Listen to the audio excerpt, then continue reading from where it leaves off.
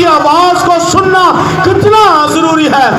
ہم کب خدا کی آواز کو رد کرتے آئے ہیں. کتنی بار خدا نے ہمارے ساتھ چرچز کے اندر کلام کیا ہے, ہمارے والدین کے سبب سے ہمارے ساتھ کلام کیا ہے, ہمارے بڑے بھائی ہماری بڑی بہن کے سبب سے ہمارے ساتھ کلام کیا ہے, لیکن ہم نے اس کو انسنا کر کے اپنی پشت کے پیچھے پھینک دیا ہے اور اس کو اوبے نہیں کیا ہے. اسی لیے آج ہم غریبی کے اندر ہیں, اسی لیے آج ہماری اولاد جو ہے وہ بے روزگار ہے, نشوں کے اندر ہے, ابتری کی حالت کے اندر ہے.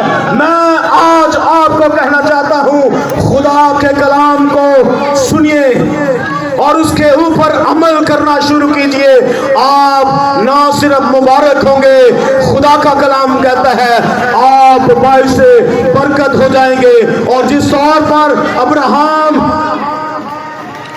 آج کے دور میں بھی ہم اس کو یاد کر رہے ہیں, تقریباً خداوند یسوع مسیح کے اس روح زمین پر آنے سے 1500 سال پہلے کا واقعہ ہے, جب مقدس ابراہیم, ہمارا باپ ابراہیم, ایمانداروں کا باپ ابراہیم اس روح زمین پر موجود تھا اور خدا کی آواز کو سنتا اور خدا کو اوبے کرتا.